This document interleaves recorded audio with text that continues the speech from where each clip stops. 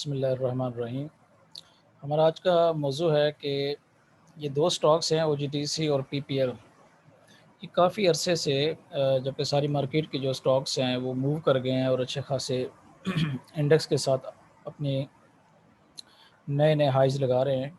तो ये बजाय इसके कि ऊपर जाएं, ये स्टक हैं या अपनी जो ट्रू वैल्यू उससे बहुत नीचे ट्रेड कर रहे हैं। तो मार्केट के जो इंडिविजुअल्स हैं, जो आम इन्वेस्टर्स हैं, कॉमन इन्वेस्टर्स हैं, उनको समझ नहीं आ रही है कि ये स्टॉक जो हैं अपनी जो इनकी वैल्यू है उससे ऑलमोस्ट ये कह सकते हैं कि 50% नीचे क्यों ट्रेड कर रहे हैं और ऊपर क्यों नहीं जा रहे हैं। तो इस बात का हम जायज़ा लेंगे और इसको समझेंगे कि इनके क्या इश्यूज़ हैं और क्या चांसेस हैं कि ये ऊपर जा सकते हैं। तो सबसे पहले हम देखते हैं कि ओजीडीसी जो है इस टाइम ऑलमोस्ट 99 रुपीज़ पे अवेलेबल है। और इसका अगर आप 3 ईयर चार्ट देखें तो ये रिसेंटली जो है 2020 में ही 150 के अराउंड था। और उससे पहले जो है ये 2019 में 159 160 पे था। और इससे पहले इसने नए हाइज भी लगाए हैं, जो कि हम 5 ईयर चार्ट्स में देखते हैं कि ये इसने एक हाई लगाया हुआ है ऑलमोस्ट 160 का। और उससे पहले ये 200 प्लस भी ट्रेड करता रहा है, ऑलमोस्ट 275 तक ये स्टॉक ट्रेड करता रहा है। तो इस टाइम आप अगर इसको 5 ईयर चार्ट पे देख रहे हैं तो ये काफ़ी डिक्लाइंड है और यहाँ पे ये रुका हुआ है 100। थोड़ा सा ये ऊपर गया था तकरीबन 111 और 113 से भी ऊपर गया था। और उससे पहले भी इसने एक हाई लगाया था 116-17 तक ये ऊपर गया था। बट स्टिल ये जो प्राइसेस है ये इसके लेवल की नहीं है। तो इसको थोड़ा सा हम अंडरस्टैंड करेंगे। इसका फाइनेंशियल्स का अगर हम जायज़ा लें तो 2017 में इस कंपनी ने 14 रुपये 83 पैसे की अर्निंग दी, फिर 18 रुपये इनके इजाफा किया, फिर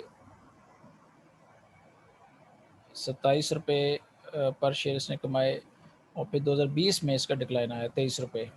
तो यहाँ से ये ग्रो कर रही कंपनी, ग्रोथ कंपनी थी। इसका स्टॉक प्राइस ग्रो कंपनी का बहुत ऊपर जाता है, 14 से 18, 18 से इसने 50% जंप किया प्राइस में। 27 जाकर 2019 18-19 में हमने इसकी प्राइस देखी है कि 160 के राउंड ट्रेड कर रहा था। और फिर यहाँ पे डिक्लाइन आना शुरू हो गया 2020 में। अब हम देखते हैं कि इसमें 2021 में इसमें क्या पोजीशन है इसकी। तो फर्स्ट क्वार्टर में 5 रुपये 5.5 रुपये कमाए, फिर 4.5 रुपये, यानी कि फिर डिक्लाइन आया। सेकंड क्वार्टर में ही डिक्लाइन आ गया 1 रुपये का। और दोबारा उसने अपना रीगेन किया क्वार्टर वन को।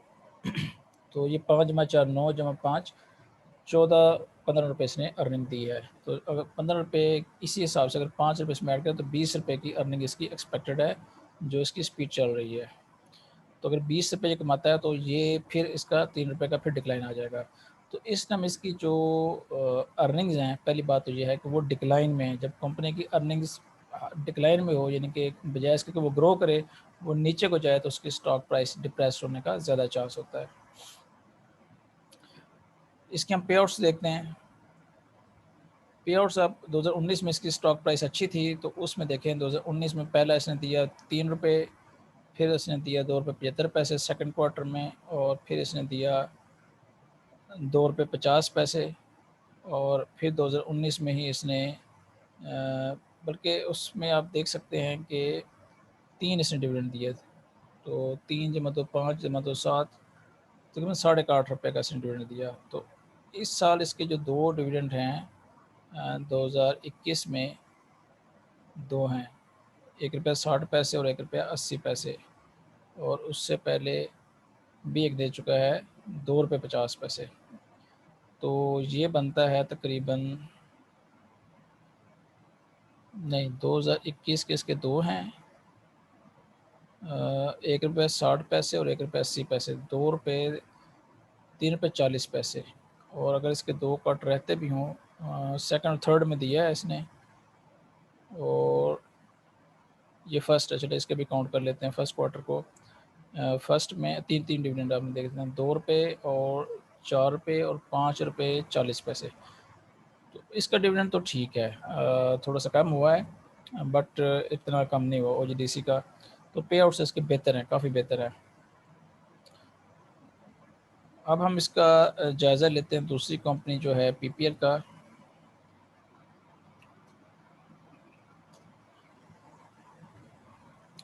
पीपीआर कंपनी का 90 रुपये का शेयर ट्रेड हो रहा है, और अगर हम इसको देखें चार्ट पे जो देखें, ये अपने हाई से बहुत ज़्यादा लो पे ट्रेड हो रहा है,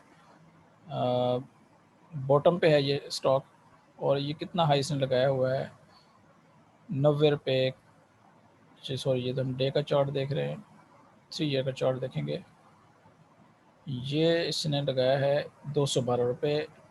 और 5 ईयर्स के चार्ट पे भी इसका यही हाई है, 200 को इसने क्रॉस किया हुआ है। तो इसकी प्राइस ओजीडी से भी अबव हो जाती है जब ये अच्छा परफॉर्म करता है। इसके फाइनेंशियल्स देख लेते हैं, 18 रुपये, 20 रुपये, ये देखें ग्रोथ आ रही है, 2 रुपये बढ़ गया है, फिर 2 रुपये फिर बढ़ गया, 22 रुपये, और यहाँ पे बिल्कुल ओजीडीसी के पैटर्न पे यहाँ पे ये डिक्लाइन में चला गया, 18 रुपये। इस क्वार्टर में क्या इसका चक्कर है, इस क्वार्टर में ये 5 जमा 4 9 जमा 4 13, और ये पैसों को मिला के अभी तक 14 रुपये, ऑलमोस्ट ओजीडीसी के बराबर इसकी एपीएस है, 14-15 रुपये, सेम प्राइस है, सेम इसकी ईपीएस है। तो इसकी भी थोड़ी सी डिक्लाइन हुई है, इतनी डिक्लाइन नहीं है, वो ये पहले 20 रुपये 18 रुपये अर्निंग देता है। लेकिन इसका जो इशू है वो पे आउट्स का है, उसके पे आउट्स काफ़ी बेहतर हैं। इसने 2020 में सिर्फ एक पे आउट दिया है 1 रुपये का, और फिर 2021 में 1.5 रुपये का। ये तो इसने आखिरी कर दिया, बिल्कुल कंजूसी के इंतहा की हुई है, ये पे आउट दे ही नहीं रहा है। 100 रुपये के स्टॉक में साल में 1 रुपया जो है वो कुछ भी नहीं है, 1% उसे कह सकते हैं, 1% इसका डिविडेंड यील्ड है। तो ये इसकी सिचुएशन है। अब हम इसका जायज़ा लेंगे कि इनके साथ मसला क्या है।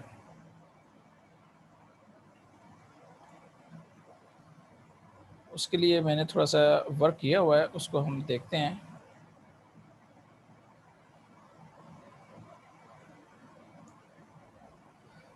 इसका जो रिव्यू में मैंने चीज़ें जो सर्च आउट की हैं वो यहाँ पे अपने स्लाइड्स पे बारी बारी आपको शो करूँगा कि अभी जो प्लस पॉइंट है इस दोनों कंपनी के लिए वो है कि जो क्रूड ऑयल है वो इस टाइम 70 बैरल से ऊपर ट्रेड कर रहा है। तो अगर ये यहाँ पे ट्रेड करता रहता है तो ओजीडीसी और पीपीएल के स्टॉक्स ऑटोमेटिकली ऊपर ही जाएंगे, जितना अर्सा ये यहाँ पे स्टे करेगा, अगर ये ऊपर जाता है तो वो भी ऊपर जाएंगे। तो ये दोनों के लिए प्लस पॉइंट है कि ऑयल प्राइसेस जो हैं वो ऊपर हैं इस टाइम। अब ये जो इससे ज़ाहिर है इनकी दोनों की सेक्टर, इस सेक्टर की अर्निंग्स इम्प्रूव होंगी, इसमें तो कोई शक नहीं है, लेकिन इसके दो नेगेटिव इफेक्ट भी हैं। पहला ये है कि इससे जो पाकिस्तान का जो करंट अकाउंट बैलेंस है वो डिस्टर्ब होगा, नंबर वन। ये एक बड़ा इकॉनमी के लिए, हमारे के लिए एक झटका होगा अगर ये मुसलसल ऊपर रहता है। और चूँकि हम ज़्यादातर इंपोर्ट करते हैं ऑयल और डॉलर में पेमेंट होती है, तो इससे करंट अकाउंट बैलेंस हमारा डिस्टर्ब हो जाएगा। सेकंड इसका ये होगा कि जो इन्फ्लेशन है वो भी ज़ाहिर है, कॉस्ट ऑफ प्रोडक्शन बढ़ेगी अगर ये मुसलसल ऊपर रहता है, तो बिलाखिर पाकिस्तान को अपनी जो पेट्रोलियम प्रोडक्ट्स हैं उनको रेज़ करना पड़ेगा, बढ़ाना पड़ेगा। जैसे वो रेज़ करते हैं तो आपको पता है कि पाकिस्तान में जैसे पेट्रोल की प्राइस 4-5 रुपये पर लीटर बढ़ती है, तो हर बंदा जो है ना वो अपनी जो चीज़ों की कीमतें खुद ही बढ़ा देता है बगैर पूछे हुए, कहता है जी पेट्रोल बढ़ गया है। इवन का जो पंक्चर लगाने वाला है ना, वो भी 5-10 रुपये बढ़ा के बैठा होता है, अभी देखो पेट्रोल बढ़ गया है। और जब वो कम होता है तो बस वो प्राइस जहाँ पे ऊपर चली गई वो फिर नीचे नहीं आती है। तो इन्फ्लेशन का इफेक्ट होगा जो पहले ही बढ़ा हुआ है और काफ़ी मुश्किल से कंट्रोल किया हुआ है। गवर्नमेंट जो है पेट्रोलियम लेवी नहीं बढ़ा रही है, और उसने इतना क्रूड ऑयल बढ़ने के बावजूद जो है ना पेट्रोल की प्राइस जो 110-11 रुपये रखी हुई है, जो कि पूरे रीजन में कम है। अच्छा, दूसरा इसका इशू ये था कि गवर्नमेंट जो है वो कोई 10% 7% इसमें जो स्टॉक थे उसका एज ए आईपीओ जो है निकालना चाह रही थी स्टॉक एक्सचेंज में, कि वो इसको सेल करना चाह रही थी। और ज़ाहिर है कि जो बड़ा इन्वेस्टर होता है जिसके पास ज़्यादा स्टॉक्स होते हैं वो इस चीज़ से परेशान हो जाता है, क्योंकि गवर्नमेंट ऑफ पाकिस्तान हमेशा जब ऐसे स्टॉक को सेल करती है तो वो जो उसकी करंट मार्केट प्राइस चल रही होती है उससे हमेशा नीचे सेल करती है। तो इस वजह से भी ये जो प्राइसेस थी ये डिप्रेस थी, तो ये वाला भी जो कांटा है वो निकल गया है। अब दो चीज़ें इसकी फेवर में चली गई हैं। क्रूड ऑयल की प्राइस इसकी फेवर में जा रही है, इसको करंट अकाउंट बैलेंस से कोई फ़र्क नहीं पड़ेगा, इसको इन्फ्लेशन से कोई फ़र्क नहीं पड़ेगा। ओजीडीसी और पीपीएल, इन दोनों को, इन दो चीज़ों से कोई फ़र्क नहीं पड़ने वाला। इनको दोनों चीज़ें फेवर कर रही हैं कि प्राइवेटाइजेशन भी गवर्नमेंट ने शेल्फ कर दिया है, और क्रूड ऑयल की प्राइस भी बढ़ गई है। अब फिर मसला क्या है, इसके बावजूद ये क्यों नहीं बढ़ रहा है, तो हमने वो चीज़ ढूंढनी है।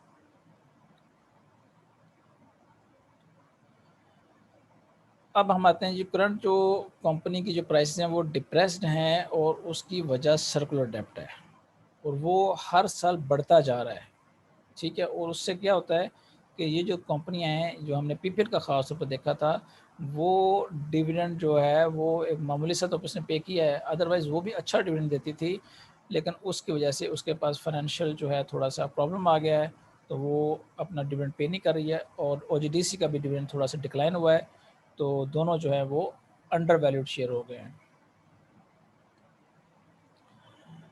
अच्छा, अब यहाँ पे जो सिचुएशन है वो ये है कि ओजीडीसीएल ने 654 बिलियन जो है इसको पैसे इसके पेंडिंग पड़े हुए हैं जो इसने रिसीव करने हैं। ये एक सर्कुलर डेब्ट को आप ये शक्ल देख लें, इतना पैसा इसने वसूल करना है और पीपीएल ने 408 बिलियन जो है वो वसूल करना है। तो अब इसका रिजल्ट क्या है? वही है कि इसकी पी रिड्यूस हो गई है, स्टॉक प्राइस डिप्रेस्ड हो गई है और इसकी जो पी या पीपीएल की जो है वो 4.8 है इस टाइम, और ये हम कैलकुलेट कर लेंगे, ये एग्जैक्ट नहीं है, ये अंदाज़न मैं बता रहा हूँ, जो कि इससे ऑलमोस्ट डबल थी 2014 में। तो इससे अंदाज़ा करें कि ये स्टॉक 200 रुपये का स्टॉक है पीपीएल, जो कि इस वजह से 100 रुपये पे खड़ा है।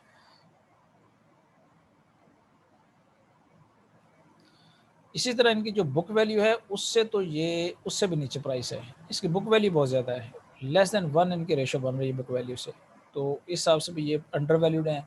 और इनकी जो अच्छी बात है कि इन्होंने एक्सप्लोरेशन करनी होती है, तो इनके पास चांस है कि अगर ये न्यू डिस्कवरी अच्छी कर लेते हैं तो उससे भी इनकी जो ईपीएस है वो ग्रो कर जाएगी और इनके जो मामला ठीक हो सकते हैं अच्छी डिस्कवरी से। डिस्कवरी ये करते रहते हैं, कभी काम ख़राब हो जाता है, जो वेल होता है वो ड्राई निकल आता है और कभी गैस या पेट्रोल अच्छा खासा निकल आता है। अच्छा, अब सिचुएशन एक और है कि जो पेट्रोलियम डिवीज़न है, जो गवर्नमेंट ऑफ पाकिस्तान है, वो बजाय इसके कि इसका आईपीओ निकाले, वो एक और सोच रही है कि हम क्यों ना किसी फ़र्म से बात करें और उसको शामिल कर लें ओजीडीसी में, ताकि वो इसके अंदर जो है वो नई-नई टेक्नोलॉजी लेके आए और इसी दोनों कंपनियों को और ज़्यादा अच्छा करे और उनको जो 7% 10% का शेयर होल्डर बना लिया जाए।